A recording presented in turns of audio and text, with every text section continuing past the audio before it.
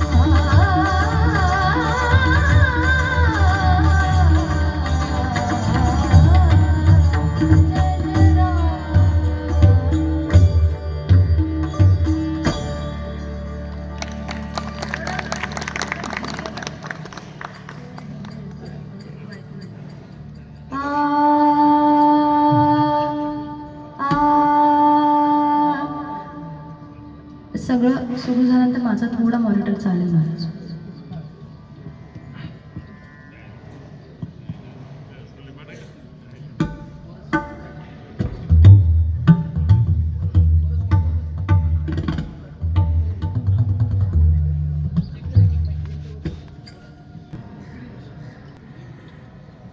श्री सांस्कृतिक मंच सिन्नर आयोजित स्वररंग दिवाळी पहाट 2025 या कार्यक्रमाप्रसंगी उपस्थित सर्वांचं मी मनापासून स्वागत करतो.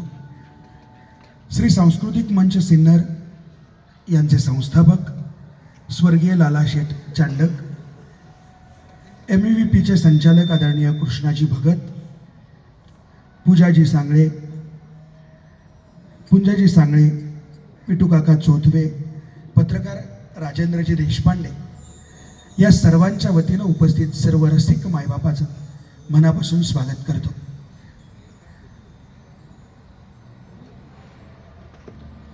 त्याचबरोबर आदरणीय विशालजी व विवेकजी चांडक या सर्वांच्या वतीनं उपस्थित सर्व मायबापांचं मनापासून स्वागत.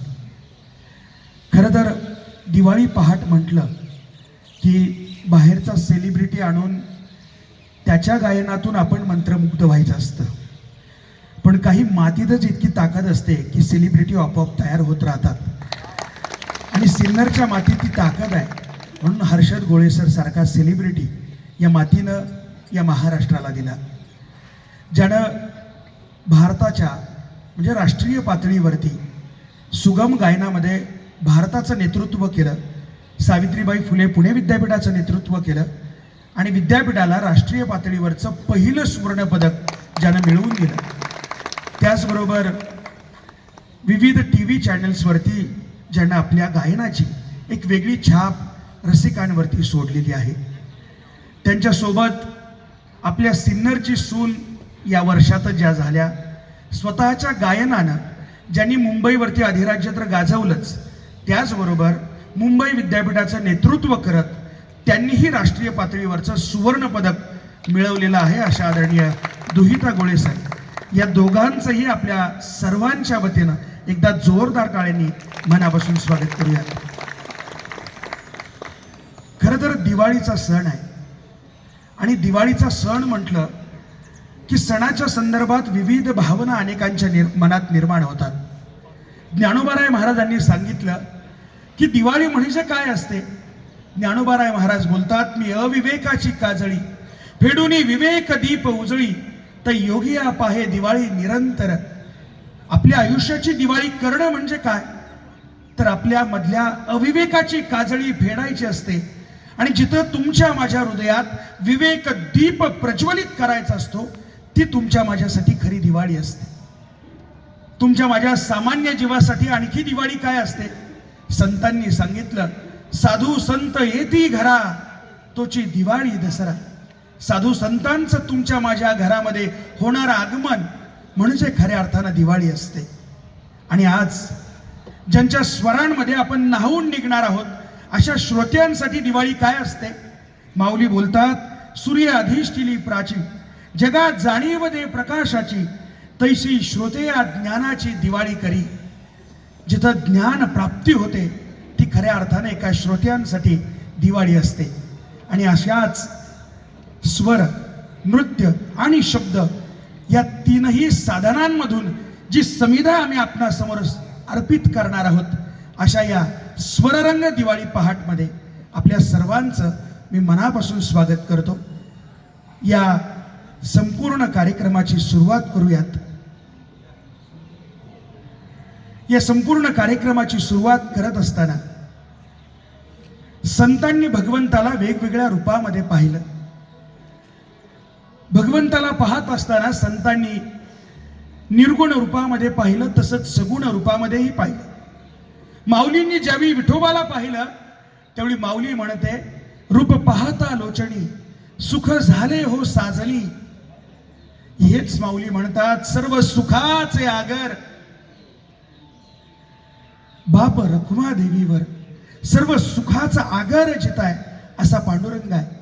आणि ज्यावेळी तुकोबाराय महाराजांनी याच पांडुरंगाकडे पाहिलं त्यावेळी तुकोबरायांना हा पांडुरंग कसा वाटला, कसा भेटला, तर तुकोबराय महाराज वर्णन करतात, सुंदर ते ध्यान उभे विटेवरी कर कटेवरी ठेवून या दिवाळी पहाटची सुरुवात सुद्धा त्याच पांडुरंगाचं स्मरण करूयात.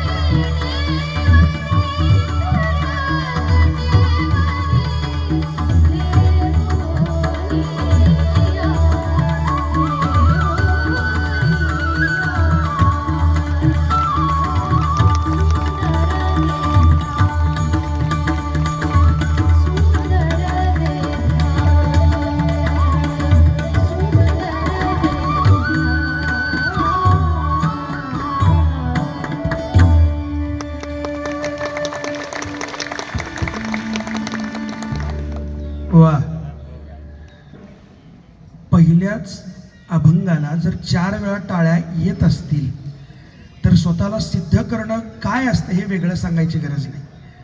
कारण तुम्हाला सांगतो, कार्यक्रमाची सुरुवात वेगळ्या अभंगानं करावी असा आमचा आधीचा विचार होता. आणि अचानक हर्षदजी म्हटले नाही, हा अभंग घ्यावा. आणि तो अचानक गायल्यानंतर सुद्धा इतका सुंदर प्रतिसाद. एकदा सर्व वादकांसाठी टाळ्या झाल्या पाहिजेत. इतक्या तत्परतेनं ते साथही देत आहेत. खरं तर पांडुरंगाला का भजावं तुम्हाला सांगू. हा पांडुरंग इतक्या जवळचा देव आहे आपल्या सगळ्यांच्या. जगाच्या पाठीवरती हा एकमेव काळा कुट्ट देव आहे. सावळा सुंदर रूप असलेला देव आहे. कारण काय? त्याचं कारण अगदी सोपं आहे. दिवसभर उन्हातानात ज्यावेळी आपला बाप काबाड कष्ट करून येतो आणि काबाड कष्ट करून आल्यानंतर आपला बाप ज्यावेळी रात्री आपल्या घरात येतो त्यावेळी आपल्या बापाकडच्या चेहऱ्याकडे बघावं आणि विठ्ठलाच्या चेहऱ्याकडे बघावं. या दोघात फरक वाटत नाही, ते सारखे वाटतात. म्हणून बापाचा चेहरा तोच माझ्या पांडुरंगाचा चेहरा, इतकं साम्य त्या दोघांमध्ये आहे. म्हणून तो काळा जरी असला ना तरी तो आपला वाटतो. तो याचं कारण तेच आहे. म्हणून त्या पांडुरंगाचं भजन यासाठीच करावं. पांडुरंगाच्या या सुंदर अशा अभंगानंतर, त्याच्या वर्णनानंतर आता आपण आपल्या स्वरांना गणपतीच्या चरणावरती वाहूया. सूर निरागस हो या सुंदर भावगीतानं गणपती बाप्पाचे आराधना करूया.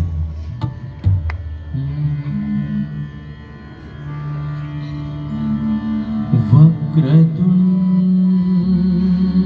महाकाय सूर्यकोटि समप्रभ निर्विघ्नं कुरु मे देव सर्वकार्येषु सर्वदा.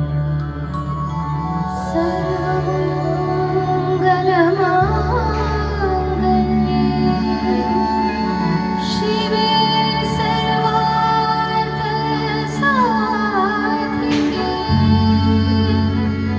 शरण्ये त्र्यम्बके गौरी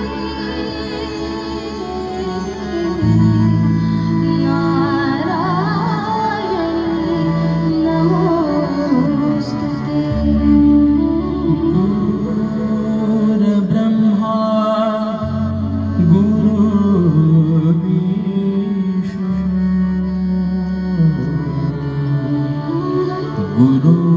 गुरुर्देवो महेश्वरा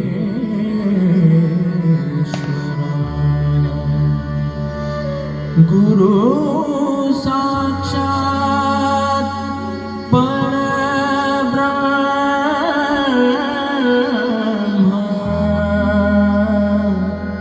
तस्मै श्री गुरवे नमः.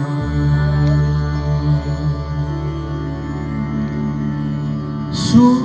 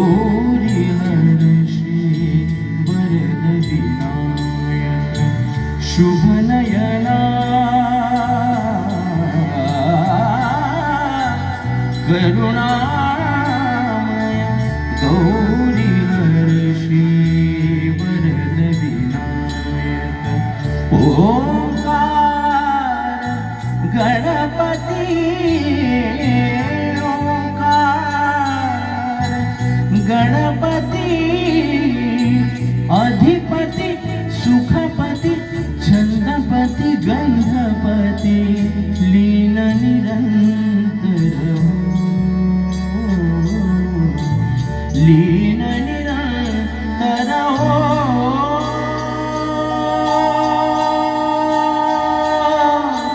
सूर निरागस सूर निरागस गणपती सूर निरागस मोरया मोरया गणपती बाप्पा मोरया मोरया मोरया गणपती बाप्पा मोरया गजबदना तू सुख करता गजबदना तू दुख हरता गजबदना मोरया मोरया मोरया मोरया गणपती बाप्पा मोरया मोरया मोरया गणपती बाप्पा मोरया गजबदना तू सुख करता गजबदना तू दुख हरता गजबदना मोरया मोरया सूर निरागस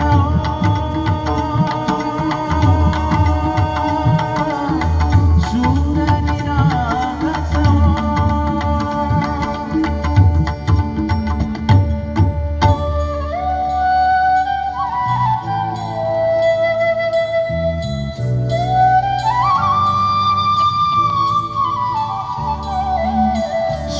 सूरसुमनानी भरली ओंजळ नित्यरीती भावी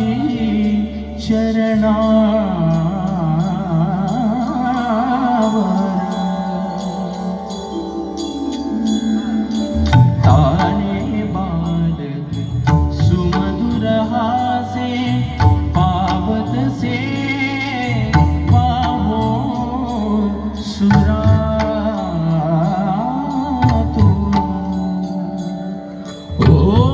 ओंकार गणपती ओंकार गणपती अधिपती सुखपती छंदपती गंधपती अधिपती सुखपती छंदपती गंधपती सुरपती लीन निरंतर लीन निरंतर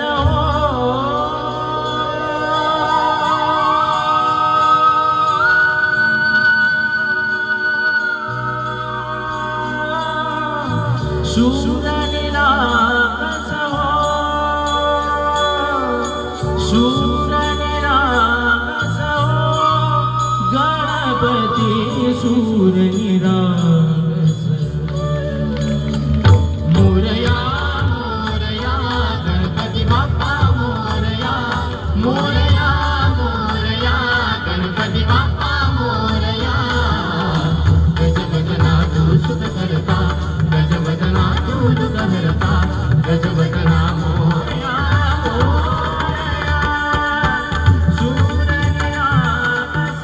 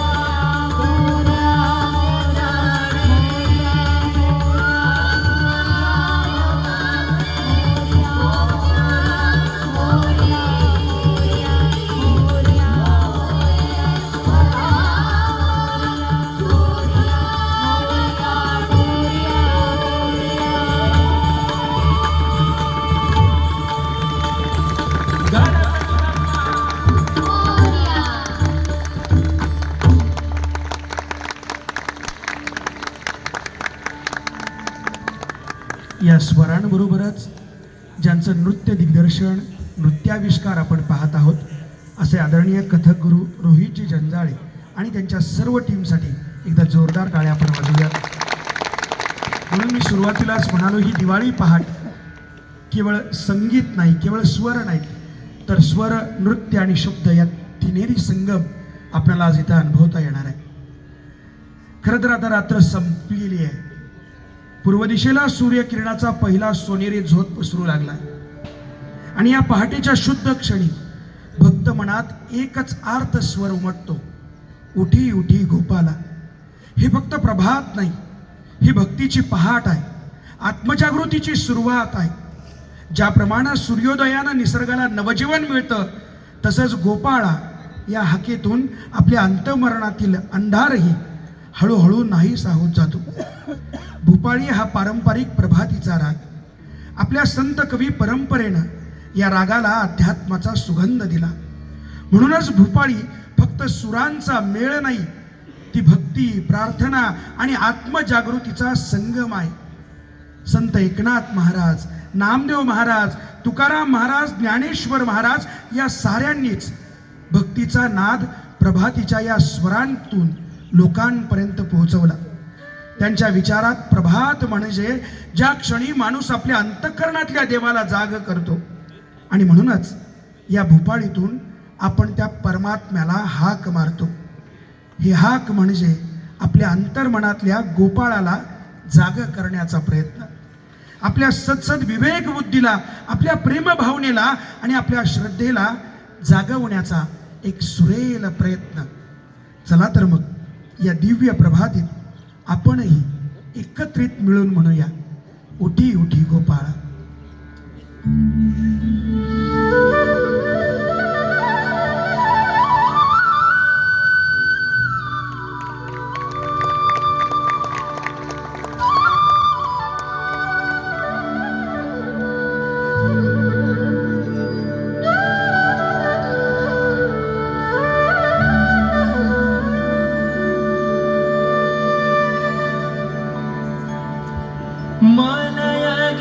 मलयगिरीचा चंदनगंधी,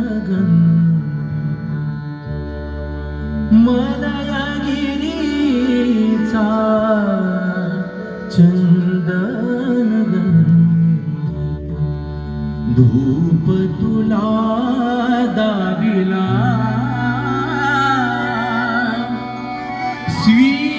स्वीकारावी पूजा. उठी उठी गोपाला, उठी उठी गोपाला, उठी उठी गोपाळा. मलयगिरीचा चंदनगंधित, मलयगिरीचा चंदनगंधित, धूप तुला दाविला, स्वीकारावी पूजा. उठी उठी गोपाला, उठी उठी गोपाला, उठी उठी गोपाला. पूर्व दिशेनं गुलाल उधळून, पूर्व दिशेनं, पूर्व दिशेला, पूर्व दिशेला गुलाल उधळून, ज्ञानदीप लाविला, ज्ञानदीप लाविला. गोरस अर्पुणी अवघे गोधन, गोरस अर्पुणी अवघे गोधन, गेले यमुनेला, गेले यमुनेला. धूपादीप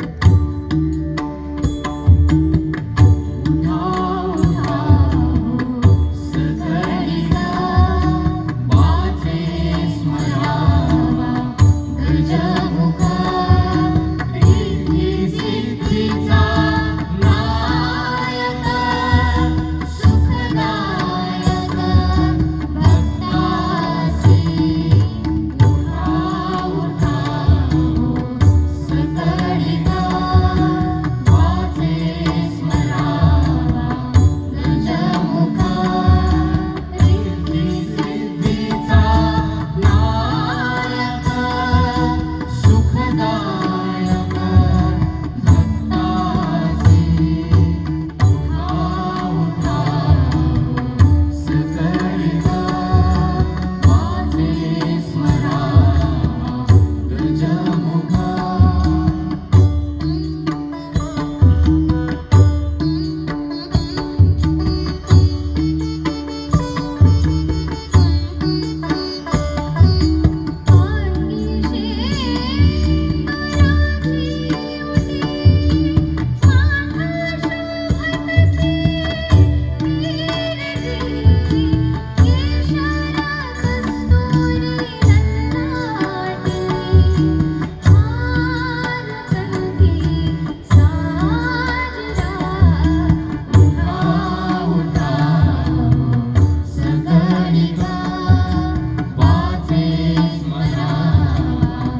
गजमुखा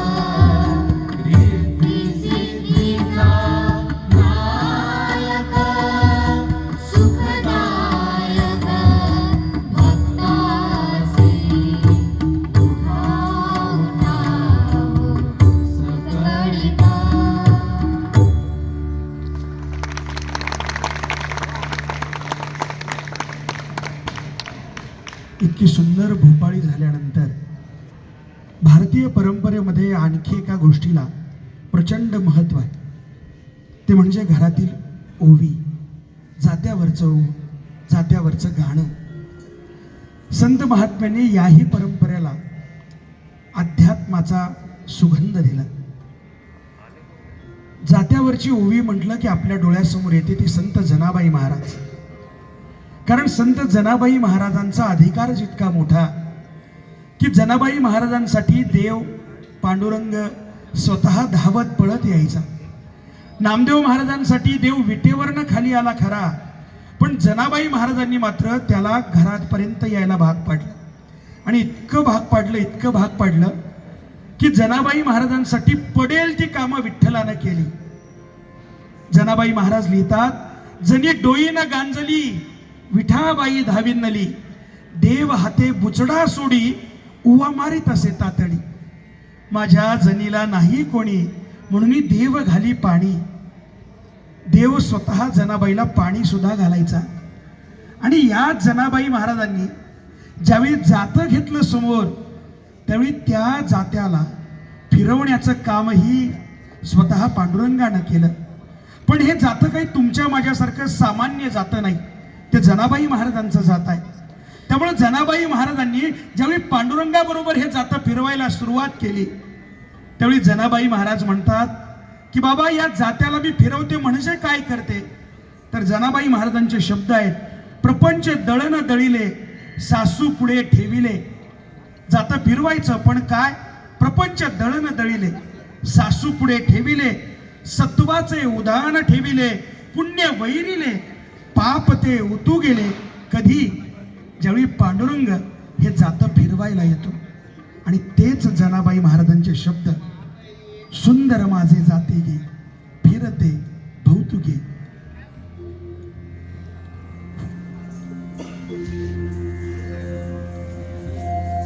सुंदर माझे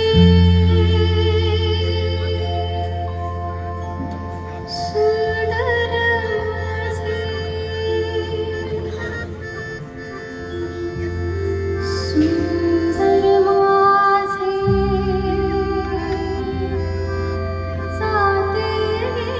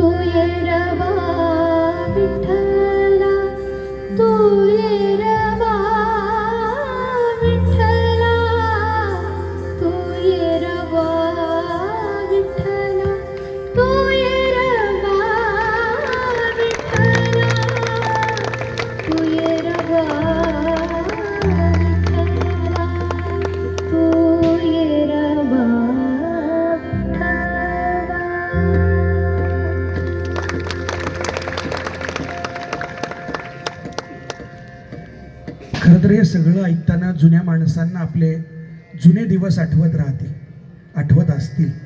कारण पूर्वी आपण पहाटेच्या वेळी उठायचो.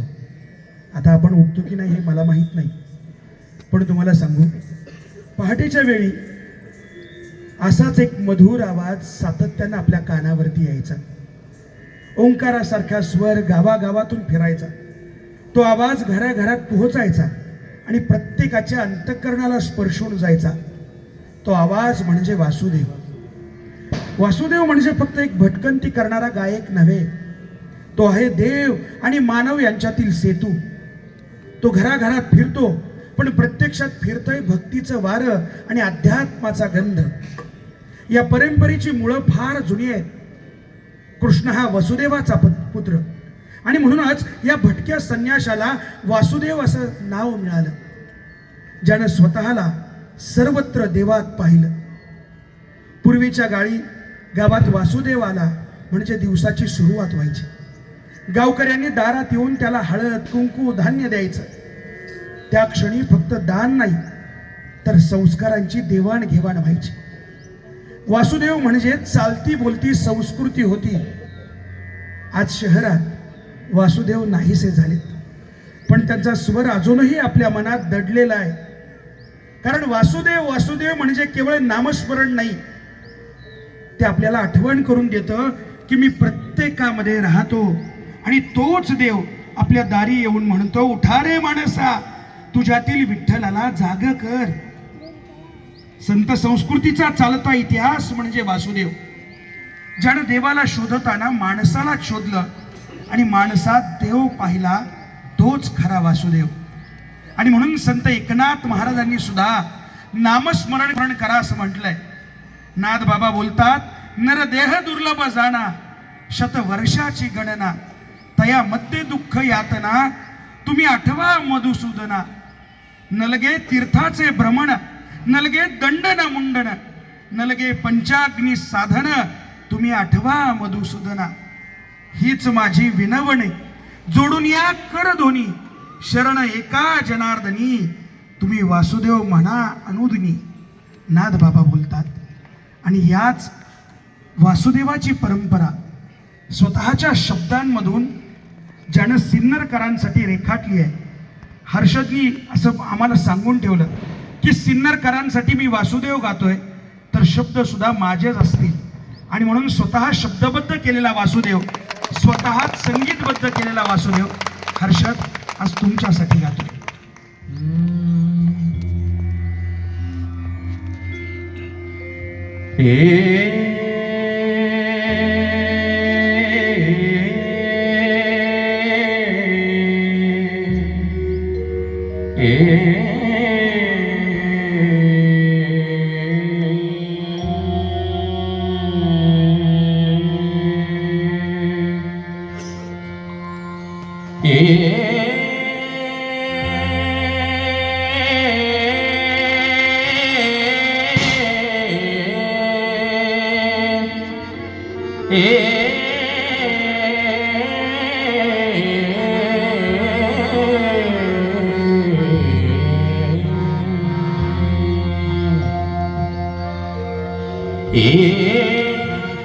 रामाच्या पारी वासुदेवाला, वासुदेवाला, वासुदेवाला. आमचं कार्यक्रम म्हणजे आमचा भाऊंचा वगैरे सगळं कार्यक्रम हा सेट होत होता. त्याच दिवशी काय झालं की आमची सगळी बोलणं झालं आणि त्या दिवशी यांचं असं की एक म्हणजे आपल्याला असं वासुदेवाचं पण काहीतरी पॅच करायचं आहे असं सगळ्यांचं आमचं बोलणं झालं. त्याच्यानंतर मी घरी जाऊन बसलो, काय लिहू तर हे थोडे जे काही शब्द सुचलेत आणि जी काय चाल सुचली तर ती मी आपल्या समोर एक सादर करण्याचा प्रयत्न करतो. रामाच्या पारे वासुदेवाला, वासुदेवाला, वासुदेवाला. रामाच्या पारे वासुदेवाला, वासुदेवाला, वासुदेवाला, वासुदेवाला, वासुदेवाला, वासुदेवाला, वासुदेवाला.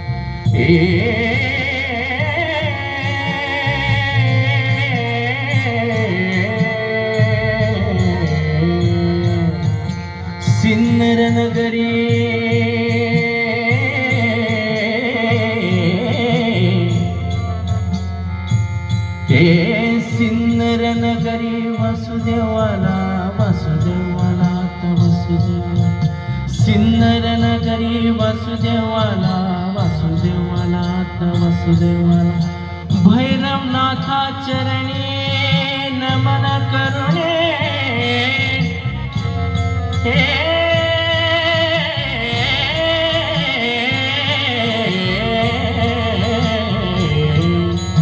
भैरवनाथा चरणी नमन करुणे वसुदेवाला आता वसुदेवाला वसुदेवाला आता वसुदेवाला वसुदेवाला आता वसुदेवाला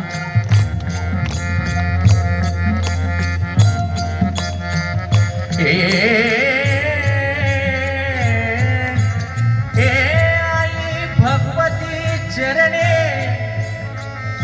नमन करुणे वासुदेवाला वासुदेवाला वसुदेवाला वसुदेवाला वसुदेवाला वसुदेवाला गोंदेश्वरी नमन करुणे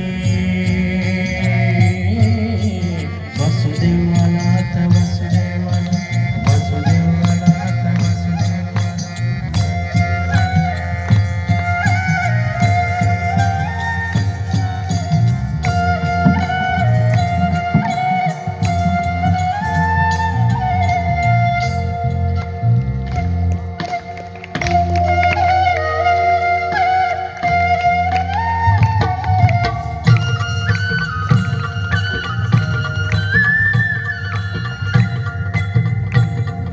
वासुदेवाची ऐका वाणी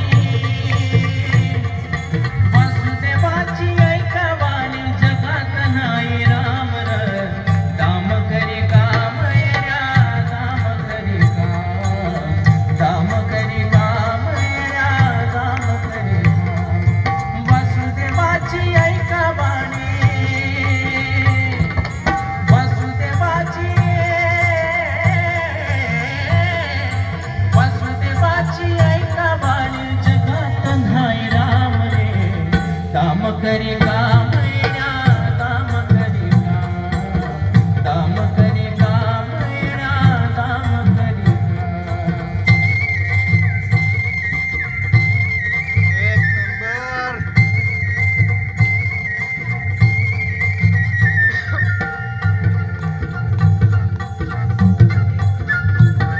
पैशाची जादू लय न्यारी तान्या पोराला त्याची आई सोडून घेते झेप पैशाच्या मागून धाव जन्मापासून सारी माणस जन्मापासून सारी माणस या पैशाचा गुलाम रे दाम करी काम येण्या दाम करी काम येण्या दाम करी काम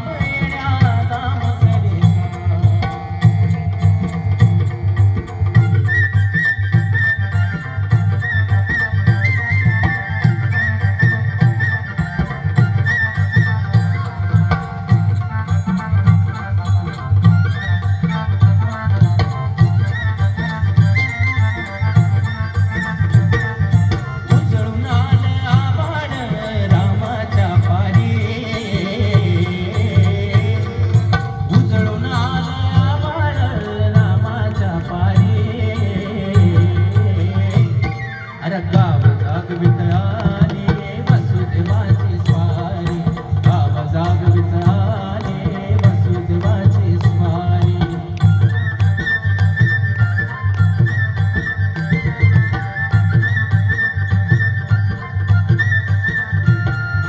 सूर्यासंग यशातून तो अंधार नांदार उजेड केला ते तो मग मी बेजार गा बेजार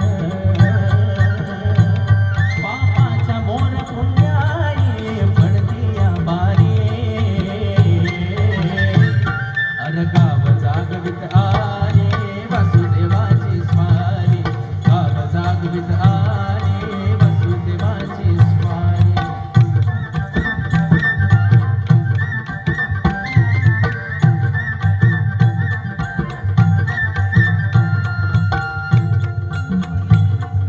तुमच्या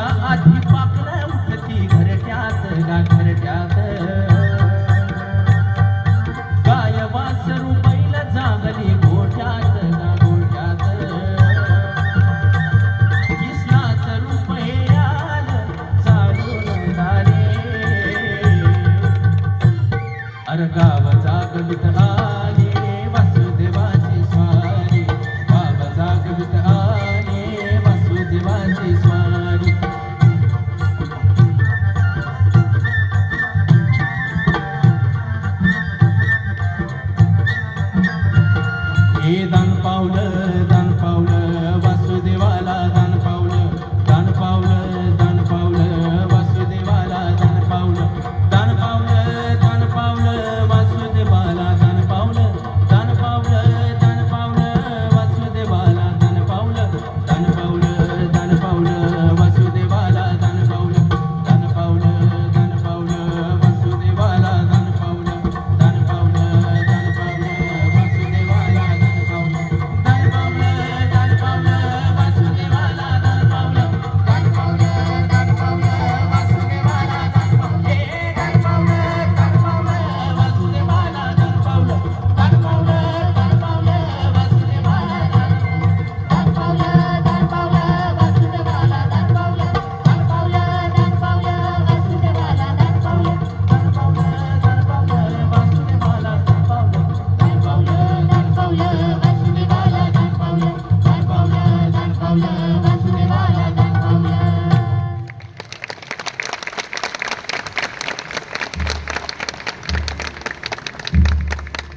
कथक गुरु आदरणीय रोहितजींसाठी एकदा जोरदार टाळ्या झाल्यावर इतका सुंदर वासुदेव त्यांनी आपल्यासमोर उभा केला.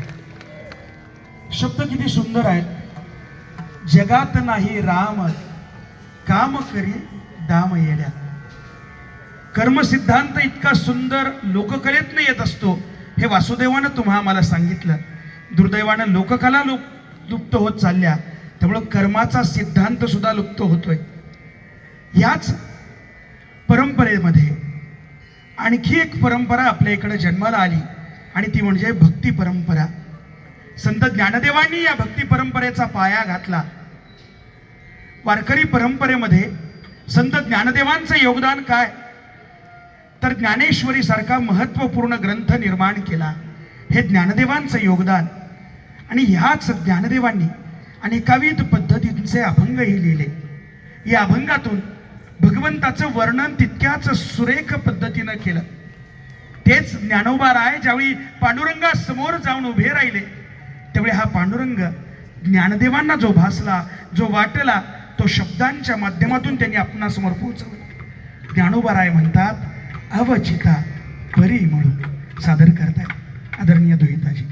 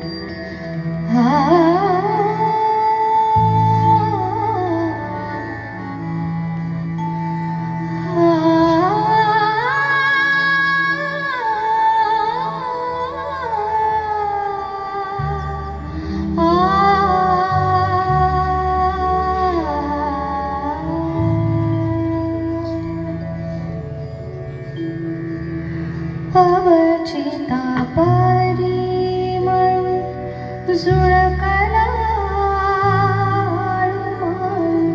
मी माणी गोपाळ आला गे माये. अवचिता परिमळ झुळकला मी माणी गोपाळ आला गे माये.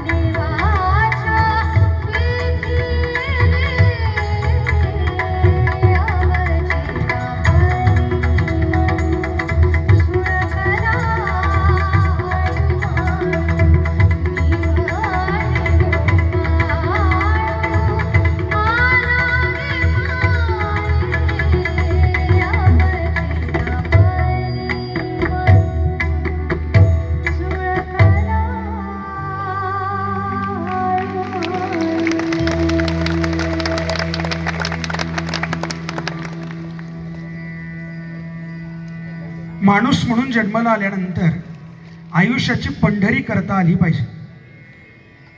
कारण विठ्ठलाला भजणं सोपी गोष्ट आहे, आपला विठ्ठल होणं अवघड गोष्ट आहे.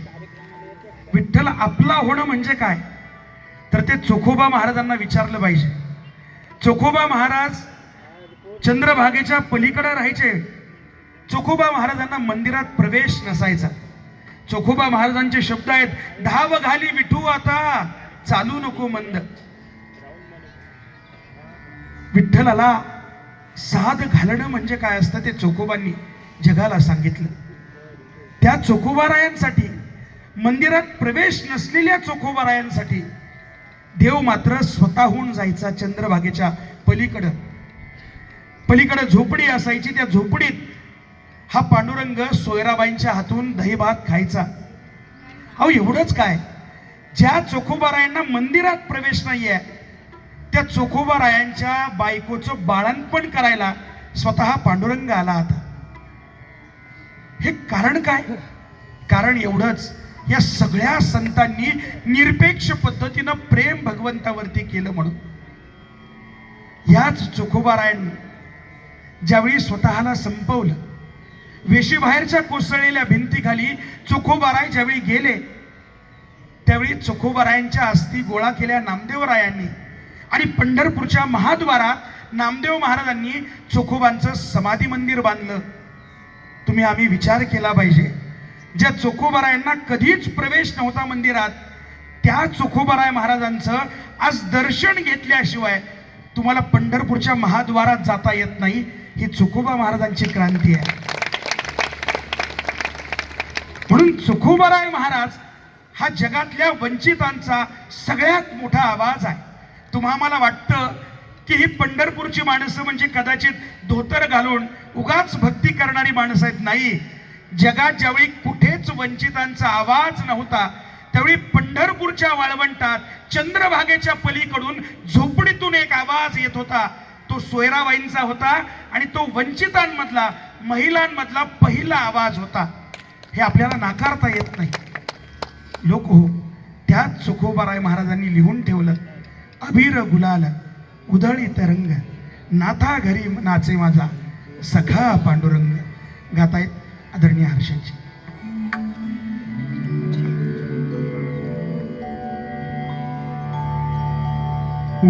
उंबरठ्यासी कैसे शिव, उंबरठ्यासी कैसे शिव, आम्ही जाती उंबरठ्यासी कैसे शिव, आम्ही जाती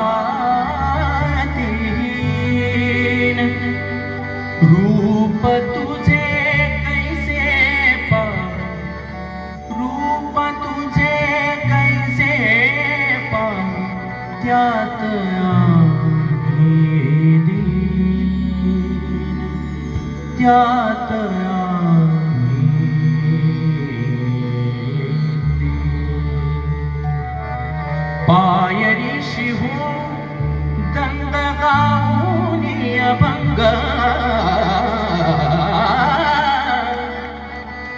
पायरी शिहू दंग गाऊनी अभंग, नाथा घरी नाचे माझा सखा पांडुरंग, नाथा घरी नाचे माझा सखा पांडुरंग.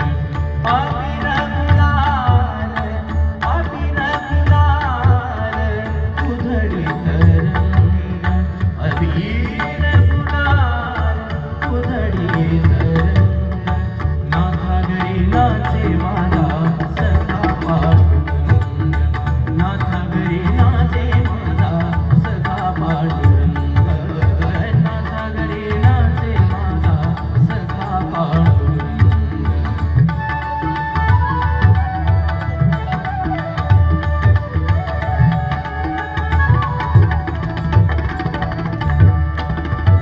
उंबरठ्यासी कैसे शिव,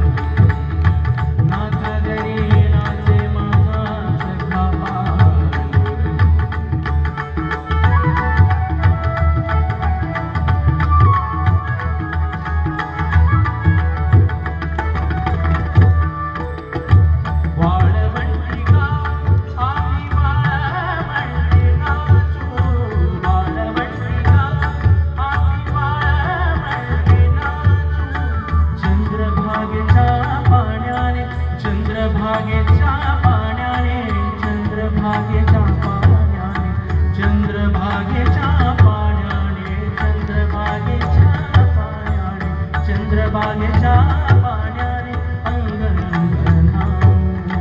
विठ्ठलाचे नाम घेऊ विठ्ठलाचे नाम घेऊ विठ्ठलाचे नाम घेऊ होली संग नाथा गरे नाचे माझा सखा पांडुरंग नाथा गरे नाचे माझा सखा पांडुरंग नाथा गरे नाचे माझा सखा पांडुरंग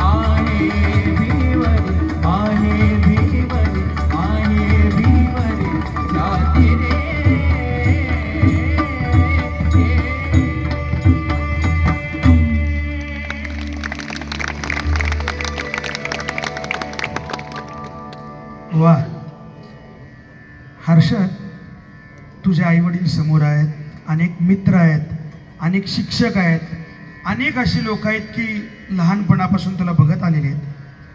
अबीर गुलाला ज्यावेळी तू सुरुवात केला, ज्यावेळी सरसरून काटा आमच्या सगळ्यांच्या अंगावरती उभा राहिला होता. आणि हे सगळं मिळतं कुठून? मी त्याला एकदा विचारलंही होतं, अरे लहान वयापासून गातोस, कुठून मिळतं हे सगळं? तो मला म्हणाला, बापाला जाऊन विचार. मी वडिलांकडे गेलो, बाबांना म्हटलं कुठून येतं हे? तर त्यांनी सांगितलं काही नाही म्हणे, हा ज्यावेळी जन्माला आला, कळायला लागलं त्याला, त्या वेळेपासून तो पांडुरंगाची पूजा नित्य नेमानं रोज सकाळी उठून करतो. आजही मी पहाटे 3 वाजता आलोय, पहाटे 5 वाजता हर्षद पांडुरंगाला पाणी घालायला गेला होता. आणि तो साधा सुद्धा पांडुरंग नाही, नादबाबांनी बसवलेला पांडुरंग आहे. आणि नादबाबांच्या पांडुरंगाला ज्याचा स्पर्श दिवस रात्र होतो, त्याच्या गळ्यातनं पांडुरंग नाही तर काय बाहेर पडणार आहे सांगा? आयुष्यात चांगली बायको मिळेल की नाही याची शाश्वती देता येत नाही, पण दोघं ज्या पद्धतीने गातायत, आयुष्यात अनुरूप बायको मिळणं म्हणजे काय असतं या दोघांकडे पाहिल्यानंतर कळतं.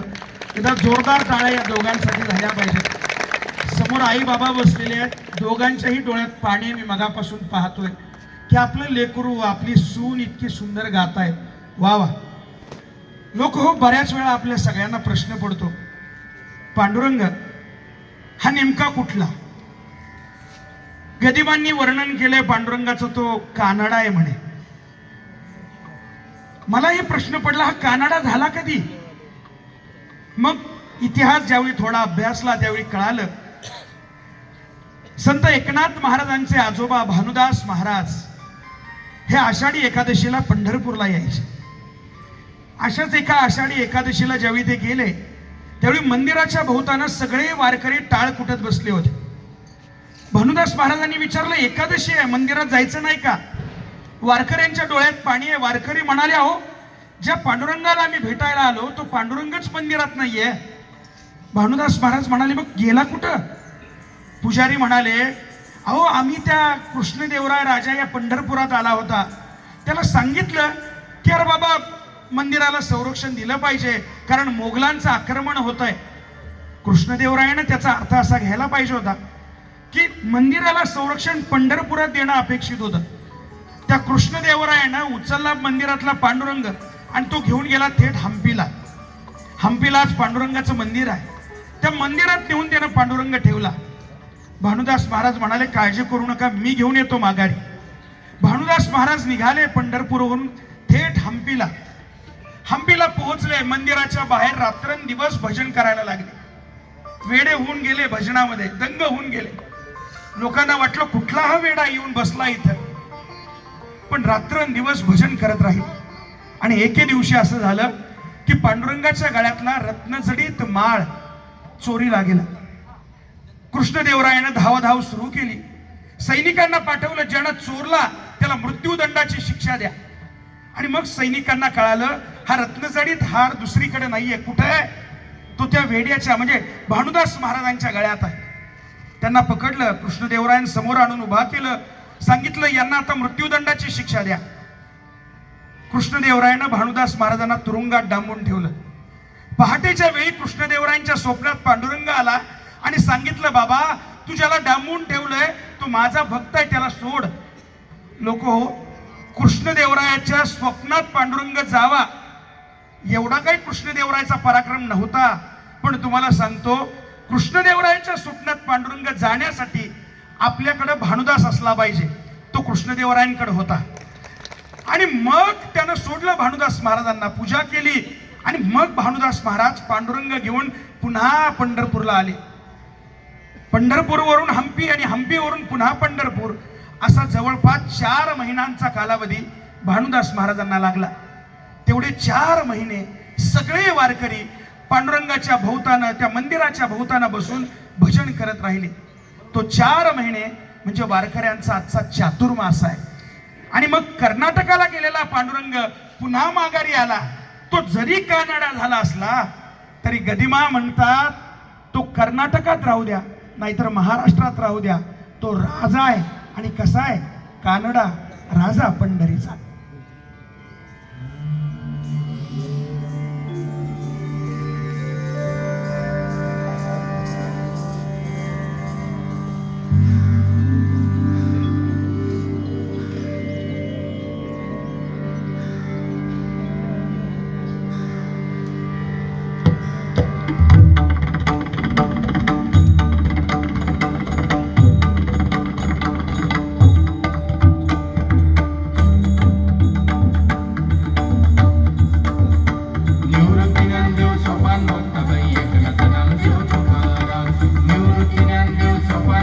बाई एकनाथ नामदेव तुकाराम.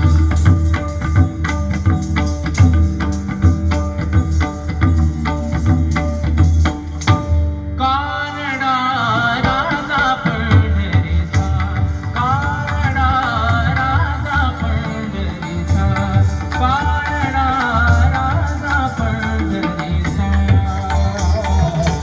वेदा नाही काही कळला, वेदा नाही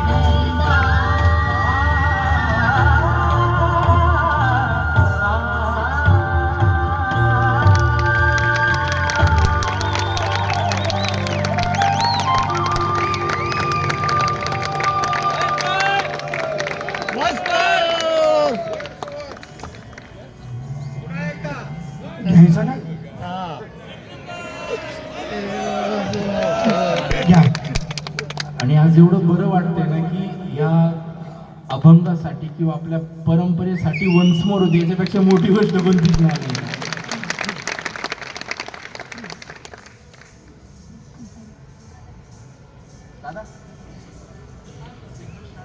हा नमस्कार.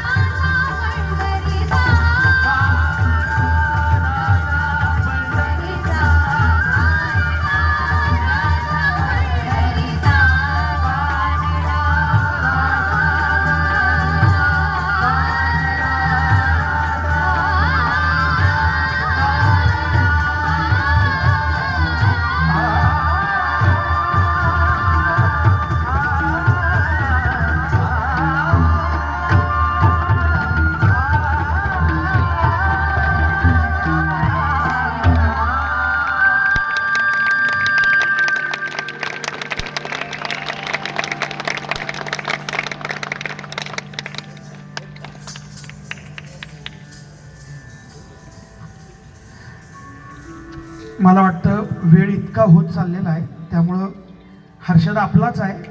पुन्हा आता वन्समोर घेऊ नका, कारण त्यानं जे काही तयार केलेलं आहे ते आपल्यासमोर येणं अपेक्षित आहे. यानंतर तुकोबरायांचा एक महत्त्वपूर्ण अभंग आहे. जर पांडुरंग आपला करायचा असेल, पंढरपूरच्या त्या वाळवंटामध्ये 18 पगड जातीच्या लोकांना एकत्रित घेऊन त्या कीर्तनात येऊन शेला फिटोस्तोर पांडुरंगाला नाचवायचं असेल,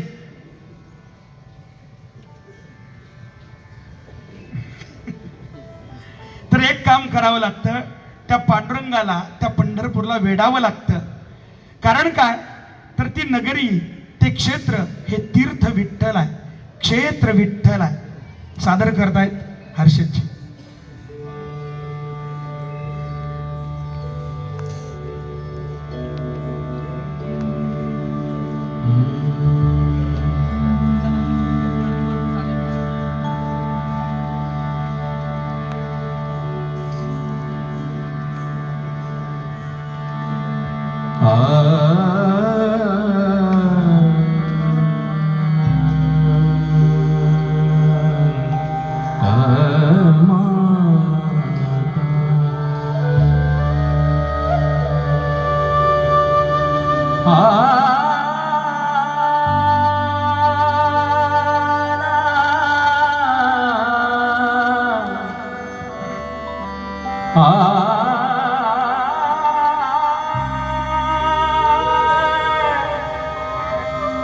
आ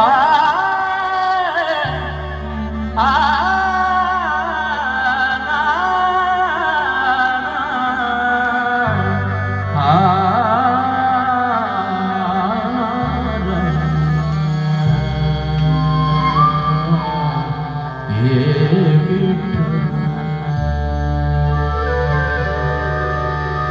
हे माता विठ्ठल पिता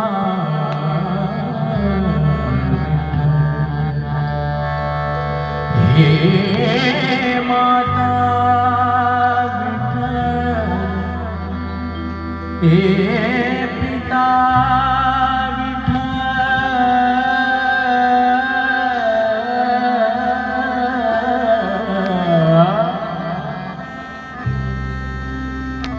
हे माता विठ्ठल हे माता विठ्ठल पिता विठ्ठल तीर्थ विठ्ठल क्षेत्र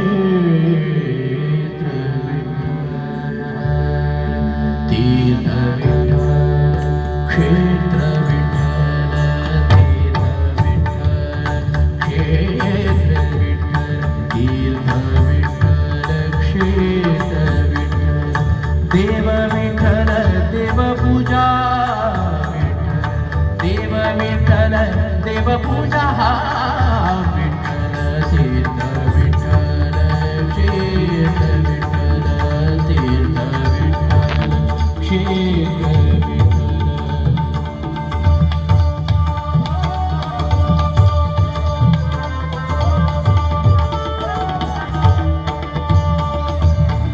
गुरु विठ्ठल गुरुदेवता विठ्ठल गुरु विठ्ठल गुरुदेवता विठ्ठल निदान विठ्ठल निरंतर विठ्ठल निदान विठ्ठल निरंतर विठ्ठल विठ्ठल तीर्थ विठ्ठल क्षेत्र विठ्ठल तीर्थ विठ्ठल क्षेत्र